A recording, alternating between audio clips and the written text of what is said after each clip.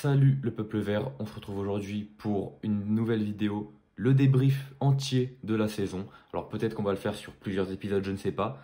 En tout cas, ce qui est sûr, c'est que je ne vais pas vous laisser cet été, je vais continuer à faire quelques petites vidéos pour parler un petit peu du club. Aujourd'hui, on va parler, voilà, on va faire un bilan finalement de la saison. Une saison du coup qu'on peut qualifier de cauchemardesque, hein, avec une 17e place, 30 points seulement de prix pour nos petits verts, 39 buts marqués, 77 encaissés, 8 victoires, 6 matchs nuls et 20 défaites, des humiliations à n'en plus compter et une relégation en seconde division, en Ligue 2, un an après l'avoir quitté seulement. Voilà, c'est tragique, tragique pour notre club historique. Alors, on va parler du coup de tout ce qui a englobé cette saison, des joueurs, des bons comme des mauvais moments qu'on a pu vivre, du mercato. Le premier mercato sous l'ère Kilmer, cette première saison sous l'ère Kilmer, on va parler un petit peu de tout ça. Donc une relégation dans un premier temps pour Saint-Etienne, même si, alors encore une fois, ça reste très abstrait, mais on commence à en entendre parler un petit peu de partout.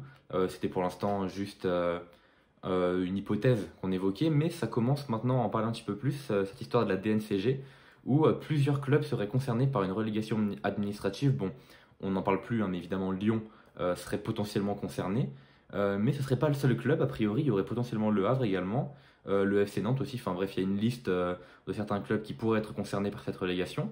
Alors jusqu'à présent, ça nous paraissait plus ou moins impossible, mais force est de constater qu'on en parle de plus en plus, donc c'est pas complètement mort, on va dire, il y a une infime probabilité finalement que les Verts restent en Ligue 1 la saison prochaine. Mais on va partir du principe pour ce débrief que ça n'arrivera pas et qu'on sera en seconde division. Ce sera plus simple pour, je pense, se projeter sur la saison prochaine. Donc on a parlé des stats, hein, de l'équipe, 20 défaites quand même, c'est c'est terrifiant. 8 victoires, bon, honnêtement quand j'ai vu le classement de la fin du championnat, j'étais surpris qu'on en ait autant. Je ne pensais pas qu'on en avait autant, mais ouais, c'est clairement les 20 défaites qui nous mettent dans le mal, les 77 buts encaissés. C'est c'est lunaire. On est l'une des pires défenses d'Europe. Et puis il faut voir les scores qu'on a pris. On a pris un 8-0 contre Nice, 5-1 contre Marseille en championnat, 4-0 en Coupe de France à domicile en plus contre Marseille, 6-1 contre le PSG. Qu'est-ce qu'on a pris d'autre? On a pris un 5-0 contre Rennes, il me semble. On a pris 4-0 contre Brest. On a pris 4-1 contre Lille. Et on a pris, je crois, aussi un 4-0. On a pris du coup oui, le fameux 4-0 contre Marseille en Coupe de France que j'ai déjà évoqué. Ça fait quand même 6 ou 7 humiliations, mais vraiment des humiliations quoi cette saison. Euh, je ne sais même pas si cette saison il y a un match où on a fait plus de 3 buts d'écart sur une victoire.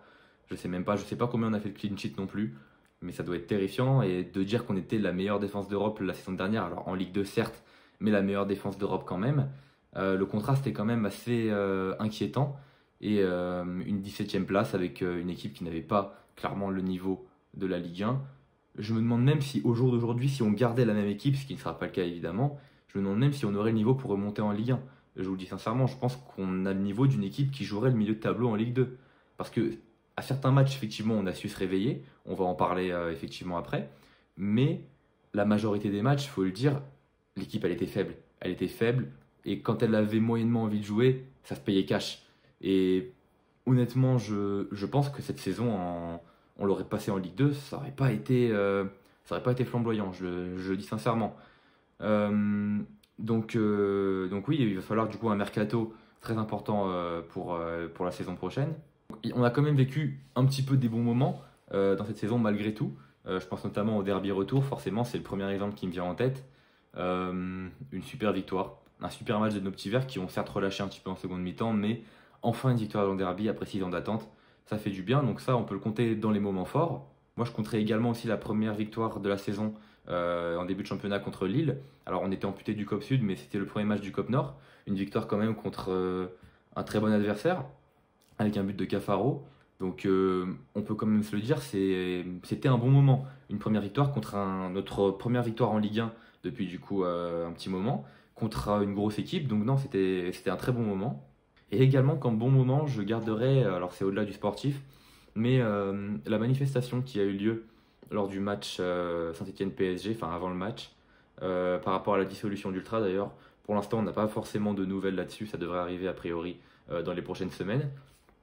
Ça a l'air de s'être apaisé en tous les cas, mais j'avais adoré ce moment vraiment. On s'était tous rassemblés, la manifestation qui avait commencé à la place Jean Jaurès jusqu'au stade. C'était absolument super cool de pouvoir suivre le cortège. J'ai vraiment beaucoup apprécié ce moment, même si le match après est un petit peu compliqué face à cet adversaire parisien. Mais c'était un moment où on a vu vraiment de la solidarité entre les supporters dans ce moment compliqué, dans cette saison compliquée.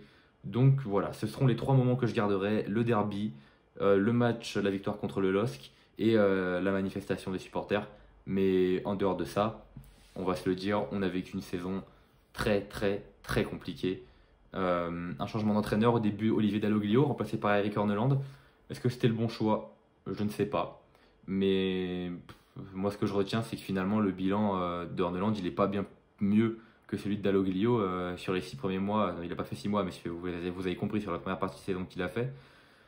Donc je ne sais pas. Je ne sais pas si vraiment ça valait le coup. Après, la différence, c'est que Horneland avait peut-être un jeu un peu plus spectaculaire, on va dire, plus intéressant, mais qu'on n'avait pas l'effectif pour. Ça, on peut pas le nier, on peut pas revenir en arrière. Donc moi, j'ai hâte de voir quand même ce que Horneland peut nous proposer en Ligue 2. Mais honnêtement, s'il ne change pas de système de jeu ou si on ne fait pas un mercato adapté à son système à lui, je vois pas l'intérêt. Franchement, je vois pas l'intérêt de le garder. Et je préfère largement un Dalloglio qui n'avait pas forcément une grande expérience de la Ligue 1 malgré tout, mais qui avait quand même au moins le mérite de s'adapter plus ou moins au jeu de l'adversaire. Ce que n'a pas fait Horneland. Et je pense que je ne dis pas qu'Horneland est fautif de la relégation. Attention, pour moi, c'est un ensemble de choses. Mais je pense qu'il n'est pas exempt de tout reproche, surtout sur la fin de saison. Pour cette saison, j'ai noté 3 tops et 3 flops. Vous me direz dans les commentaires si vous serez d'accord avec moi. En numéro 1, on va mettre Stassin. Stassin, notre recrue, la recrue la plus chère du club, qui a été bon surtout en seconde partie de saison. Alors j'ai vu beaucoup de personnes dire qu'en première partie de saison, il a été complètement absent. Moi, je suis pas d'accord, parce qu'il a quand même contribué à pas mal de passes décisives. Et puis son impact dans le jeu était quand même intéressant. Alors oui, il a raté beaucoup de 1 contre 1, notamment contre le LOSC, où il tire clairement sur Lucas Chevalier alors qu'il avait le but grand ouvert. Mais au-delà de ça, enfin, je veux dire, c'est grâce à lui qu'on a eu un petit peu d'espoir sur cette fin de saison. C'est grâce à lui qu'on gagne le derby, grâce à son doublé absolument magnifique. Il marquait quasiment tous les matchs sur la fin de saison, jusqu'à sa blessure malheureusement. Donc, en vérité, Stassin pour moi top, et je pense que vous serez d'accord avec moi sur ce point-là. Je mettrai également Bouchouari. Bouchouari qui a eu parfois des moments un petit peu compliqués, mais on a clairement vu que quand il n'était pas sur le terrain, c'était bien compliqué. Il n'avait pas le même impact, l'équipe n'avait pas le même impact dans le jeu. Donc Bouchouari, je le mets dans les tops tous les jours. Et alors là, je pense que vous ne serez pas tous d'accord avec moi, mais je vais mettre l'Arseneur. L'Arseneur parce que certes, nous sommes la pire défense d'Europe, 77 buts encaissés, et il est fautif sur quelques-uns d'entre eux. Mais quand on voit son ratio d'arrêt par match, il fait partie finalement, pas des meilleurs gardiens de Ligue 1, mais il n'est pas si ridicule que ça. Et on l'a vu en Ligue 2 que c'était un excellent gardien. En Ligue 1, il nous a quand même aussi sauvés à pas mal de moments. Je pense notamment à son double arrêt contre Nice. Bon, alors même si on a fini par perdre le match, mais c'était quand même une sacrée performance de la part de l'Arseneur à ce moment-là. Oui, il a été fautif sur certains buts, je suis d'accord. Mais je le mettrai quand même dans les tops de cette équipe.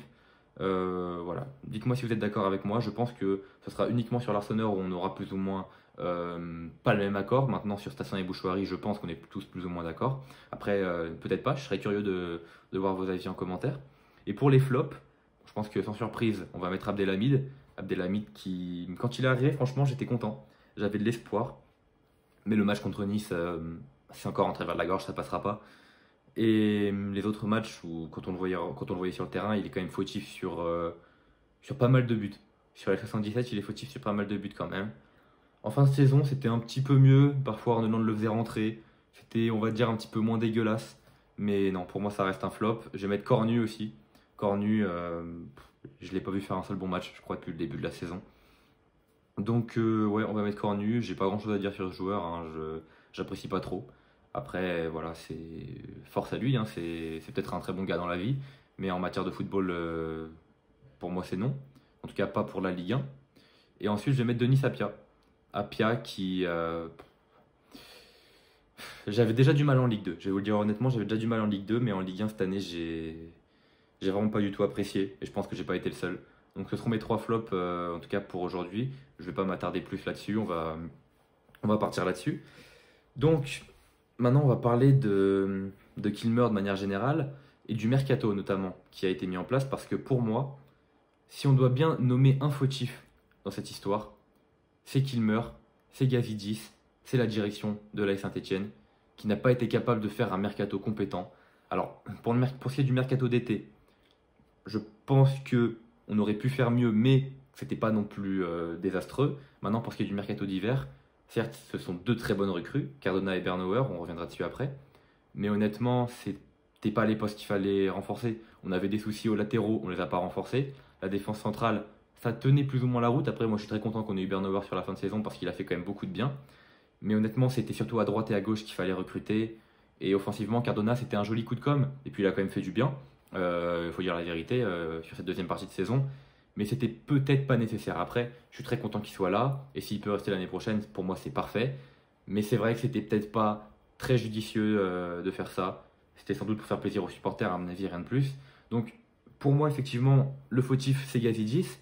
Alors, j'ai entendu certains dire que Perrin serait le fautif. Effectivement, Perrin n'est pas réputé pour être un excellent recruteur, parce qu'il n'a pas un carnet bien rempli pour pouvoir avoir de. Enfin, il n'a pas beaucoup de contacts, on va dire. Mais pour moi, c'est pas lui le fautif dans le sens où il est peut-être pas bon, mais dans ces cas-là, c'est à la direction de le remplacer. Moi, c'est mon avis à moi. Je pense que s'il voulait vraiment faire bouger les choses, bah, tu changes un petit peu la direction, tu changes un petit peu certains codes. Alors oui, Perrin, c'est un joueur mythique de Saint-Etienne. Oui, ça fait chier de pas de le dégager. Mais pour moi, c'est comme ça que Gazidis aurait dû faire, que Kilmer aurait dû faire. N'hésitez pas à me dire évidemment si vous êtes d'accord. Pour moi, du coup, en fautif, on va pas mettre Perrin, on va mettre vraiment les joueurs et Gazidis principalement. Alors attention, je laisse le temps à Gazidis de voir comment ça va se passer. Mais j'ai beaucoup aimé notamment la banderole des Green Angels à la fin du match. Fini l'audit, maintenant on veut des actes. Oui, oui, clairement, c'est ce que pensent tous les supporters parce que ça fait plus d'un an qu'on nous vend du rêve. Parce que les prises de parole, elles sont très bien, hein, d'Ivan Gazidis. Mais pour l'instant, les actes, c'est pas ça quoi. Donc moi, j'attends de voir l'année prochaine en seconde division ce que ça va donner au niveau du mercato surtout. Déjà, on va faire un bilan sur le mercato global de cette saison. Donc au mercato d'été, les recrues étaient Davitashvili, Ben Hold, Boakier, Abdelhamid, Stassin, Ekwa, Cornu, Maubleu et Miladinovic. Davitashvili, pour moi, il a fait plutôt une bonne saison. Je lui mettrais un petit 6 sur 10 s'il fallait le noter. Mais trop perso à certains moments j'ai trouvé. Et trop irrégulier, beaucoup trop irrégulier. Bon sur des coups de pied arrêtés, mais c'est tout. Je sais que le club veut le garder, mais pour moi, il vaut mieux le laisser partir parce que je pense qu'il a un potentiel plutôt de Ligue 1. Je sais que Strasbourg est sur le coup. Il y a Galatasaray également. Moi, je le laisserai partir. Ça nous fera toujours un petit peu de sous, même si c'est pas ce qui manque a priori. Enfin, quand on voit le mercato, on peut poser la question quand même. Mais moi, je le laisserai partir parce qu'on a l'information comme quoi Stassin et Davitashvili seraient intransférables selon le club. Et moi, j'ai envie de dire, les gars, s'ils ont envie de partir, laissez-les partir. Sincèrement, on va pas les retenir pour de la Ligue 2. Ils ont largement le niveau pour aller jouer au-dessus, surtout Lucas Tassin, qui envisage potentiellement de jouer la Coupe du Monde 2026 avec la Belgique. C'est peut-être trop ambitieux, mais en tout cas, s'il a cet espoir-là, faut pas qu'on le garde. Faut qu'il parte et il le sait très bien de toute façon lui-même. Donc, après, si on peut les garder, tant mieux. Si on peut les garder, vraiment, je serai le plus heureux. Mais pour moi, c'est deux joueurs qu'on doit laisser partir s'ils veulent partir. Faut pas les forcer, ils seront malheureux dans le club, ça n'a aucun intérêt. Donc voilà, on va passer à Stassin. Donc du coup, j'en ai vite fait parler. On va dire 8 sur 10 parce que ça a été pour moi le meilleur Stéphanois sur l'ensemble de la saison. Même si il a mis du temps, c'est vrai, à être extrêmement décisif. Moi, je lui mets un bon 8 sur 10. Ben Hold, a priori, il devrait rester. Maintenant, je vais pas le noter lui parce qu'il a très peu joué suite à sa blessure des croisés. Mais le peu que j'ai vu, ça m'a pas convaincu. J'attends de voir potentiellement l'année prochaine. Je pense qu'en Ligue 2, il peut pourquoi pas s'épanouir. À voir. Augustin Boakier, c'est mitigé. Le problème, c'est qu'on l'a très peu vu jouer lui aussi également. Il a été blessé, hein, il me semble, pour la fin de saison. Je vais lui mettre 5 sur 10. Et je pense qu'il va rester.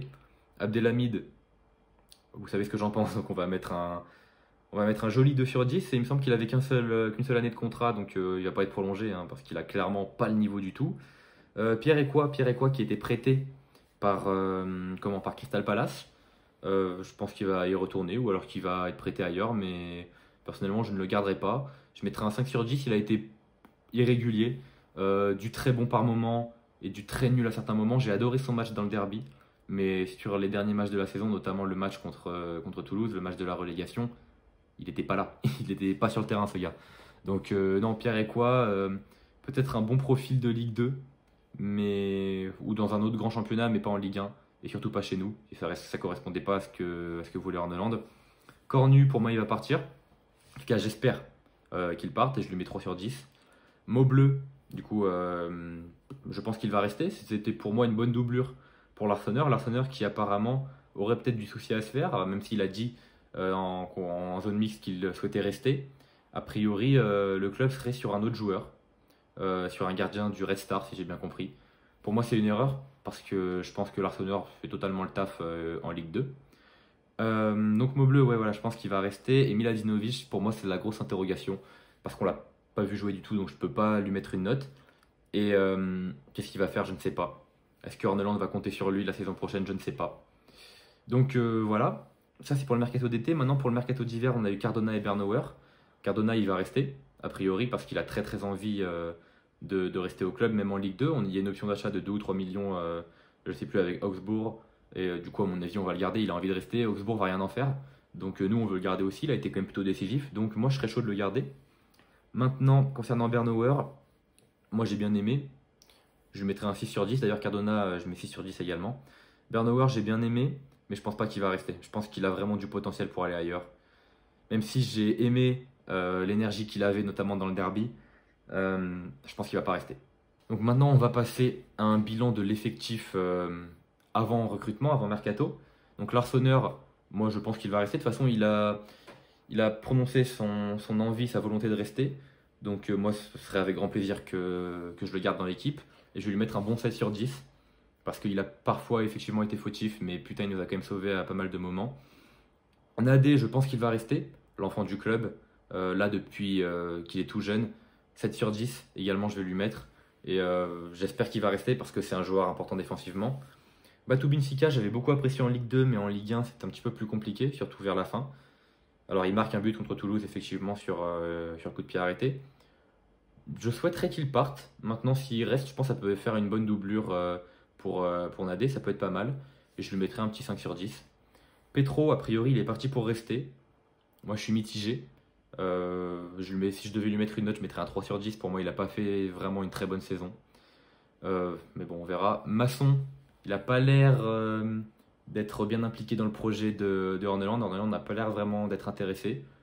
Moi, j'aimerais bien qu'il reste, mais à mon avis, il ne va pas rester. Apia, chaotique pour moi. Mais alors, est-ce qu'il va rester ou est-ce qu'il va partir? Je ne sais pas. En tout cas, je lui mettrai un 3 sur 10. Briançon, je ne peux pas le noter parce qu'il a très peu joué. Et a priori, il serait parti pour partir. Mouton, je pense qu'il va partir aussi. Je lui mettrai 5,5 sur 10. Mouefek, vous savez que j'ai un affect particulier pour ce joueur. Je lui mettrai 6 sur 10 pour pas non plus trop l'encenser. Même si je trouve qu'il a fait une saison plutôt correcte. Et a priori, lui, pareil, enfant du club comme Nadé, il serait parti pour rester. Tardieu, c'est la grosse interrogation également. Je ne sais pas ce qu'il va faire. Moi, je le garderai bien. Et je lui mettrai un petit 6 sur 10 sur la saison. J'espère qu'il va rester. Fomba, je sais pas. Bouchoirie, je pense qu'il va partir. En tout cas, il a un niveau supérieur à la Ligue 2 pour moi.